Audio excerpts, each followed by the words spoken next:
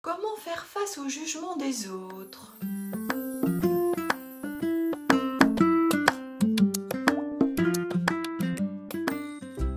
Il est bon de se dire que nous sommes jugés, mais que nous aussi nous jugeons.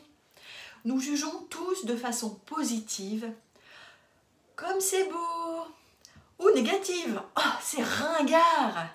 Il y a deux types de jugement. Le premier qui est un jugement de valeur, qui est de juger quelque chose qui n'est pas en accord avec tes valeurs. C'est exprimer ce que tu penses, juste ou pas, en fonction de tes croyances, de tes perceptions, de ton éducation. Ce n'est pas forcément négatif, même si ça ne fait pas toujours plaisir. Mais cela peut te permettre d'entendre une autre vision des choses et parfois te remettre en question. De connaître tes valeurs va te permettre de poser des limites sur ce qui est acceptable pour toi ou non. Il est bon de rappeler que nous n'avons pas forcément les mêmes valeurs que l'autre, car nous vivons tous dans des histoires différentes, des bulles différentes.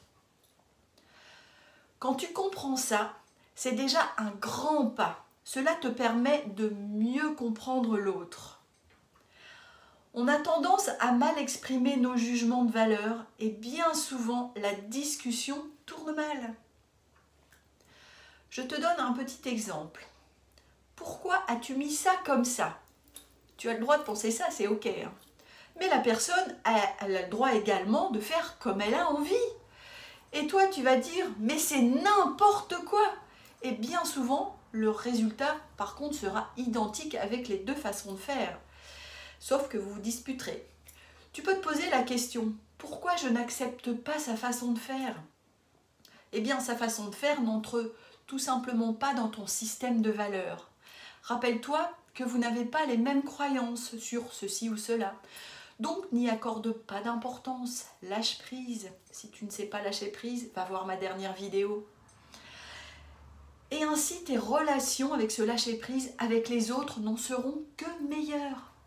Si tu dois donner ton opinion à quelqu'un ou sur quelque chose, au lieu de dire la couleur de ce pull est moche par exemple, exprime-toi plutôt avec ce n'est pas ma couleur préférée ou ce n'est pas cette couleur qui te met le plus en valeur. Tu verras, la réaction de l'autre sera carrément différente. Le deuxième type de jugement, c'est le jugement moralisateur. C'est un jugement que l'on porte sur les actes de la personne en lui faisant la morale. Ce sont des jugements culpabilisants qui font perdre confiance en soi bien souvent. C'est un jugement sur une personne en fonction de ce qu'elle dit ou de ce qu'elle fait. Par exemple, si tu ne fais pas ce que je te dis, je serai déçue ou je vais me fâcher. En termes de communication, on peut faire mieux. Et tu remarques qu'on dit souvent ça aux enfants. Un autre exemple, tu n'aurais pas dû faire comme ça. Eh bien, ça culpabilise et c'est plutôt agressif pour celui qui reçoit cette injonction. Bien souvent, on juge de façon inconsciente et ce qui fait le plus de mal, ce sont les jugements de nos proches. Lorsque tu fais l'expérience d'être jugé, eh bien, dis-toi qu'en fait, cette personne ne parle pas de toi, mais d'elle-même. Oui, tu as bien entendu. Quand tu juges quelqu'un, tu parles de toi. C'est dur à entendre, mais pourtant, c'est la réalité, puisque ta perception n'est que ta projection. On vit tous dans une réalité différente. Rappelle-toi qu'on voit tous le monde à travers nos propres filtres, nos propres bulles, créées par nos croyances, notre éducation, nos valeurs, notre passé, nos besoins. Et quand on parle du monde qu'on voit autour de nous, on parle de notre propre réalité, de notre bulle à nous. La personne qui juge ne parle que de son interprétation du monde et de sa réalité. Donc elle exprime ses besoins à elle, son passé, ses expériences, son vécu, ses peurs. Donc, souviens-toi, cette personne parle d'elle-même. Quand le jugement est d'une personne que tu ne connais pas, que tu n'aimes pas, eh bien n'y accorde pas d'importance. Passe à autre chose, lâche prise. Mais quand c'est une personne qui compte pour toi, c'est une toute autre histoire, comme le conjoint, les enfants, les amis. et ça te blesse. Rappelle-toi qu'elle parle d'elle et de ses peurs, de ses croyances. Par exemple, si ta maman te dit une chose qui te contrarie, demande-toi quel besoin, quelle envie, quelle valeur, quelle peur elle veut t'exprimer. Si tu lui fais part par exemple de ton choix de partir à l'autre bout du monde et qu'elle te dit « Non mais c'est une très mauvaise idée, tu quittes tout ce que tu as, tu te rends compte?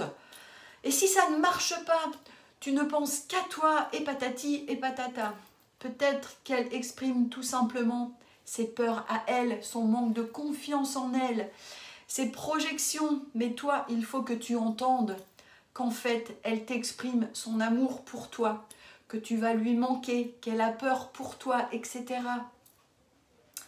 Oui, c'est maladroit, ça peut blesser, mais quand tu sais ce que je viens de t'expliquer, eh bien, ça te permet de rassurer et de dialoguer plus en profondeur, plutôt que de claquer la porte et de partir fâché. Il est important de bien choisir ses mots, car tu sais, juste un mot peut faire très mal. Tu peux aller aussi voir ma vidéo sur la parole impeccable avec les accords Toltec. Tu peux faire aussi une petite introspection en te posant cette question. Toi, est-ce que tu connais tes besoins, tes valeurs, tes limites, ce qui est acceptable ou pas? Je sais que ce n'est pas simple, mais je peux t'aider à mieux te connaître. Alors n'hésite pas à me contacter et va voir mon site internet. Je t'explique tous les outils que j'utilise pour t'aider à avancer. Rappelle-toi aussi que nous sommes des humains parfaitement imparfaits. Alors fais de ton mieux chaque jour et sois bienveillant envers toi. En tout cas, moi, je t'envoie plein d'amour et je te dis à très vite!